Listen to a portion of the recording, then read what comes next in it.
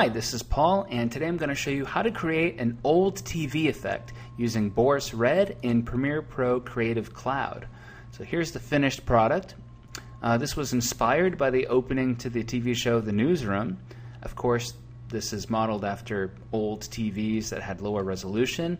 You can kind of see the scan lines on the screens and even some banding going across there. So we're going to do all that in Boris RED. So here's the fresh clip, nice and HD footage from Artbeats. Just going to apply Boris RED on top of it. So here's the filter in the effects controls. To make changes, you have to click on the setup button here. So this is Boris RED. It's its own product onto itself. And here is the video that we got from Premiere. So we're just going to add some filters. So first we're going to go to OpenGL and apply the BCC Scanline effect. The same BCC Scanline that comes with our Boris Continuum Complete package, but more on that some other time. Alright, so anyway, we're going to load a preset.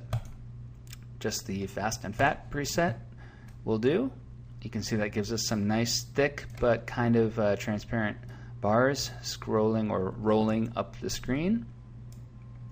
And that's all we have to do there. Now let's add the Scanline filter again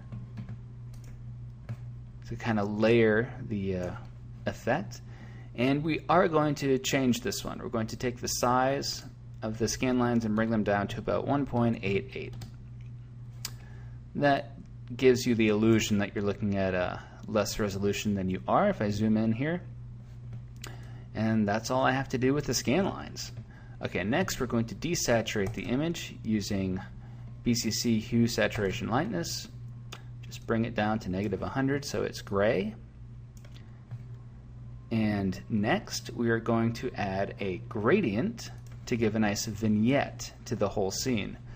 So deselect everything in your timeline, click on the gradient icon, and here you have these new controls over here. Change the type to radial. And up here is where you can change the actual colors in your gradient. So I'm just going to slide the black one to the outside and the white one inside a bit more.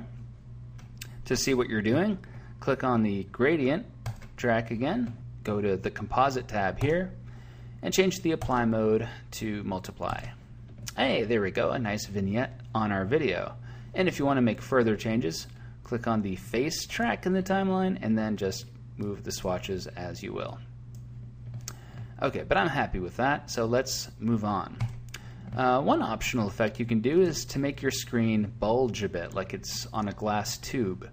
So if we go into the distortion perspective category, BCC Bulge is a great effect to do that. Of course, you have to make the radius big enough to cover the whole screen. There we go. And also you might want to take out some of that bulginess. So reduce the height and increase the perspective.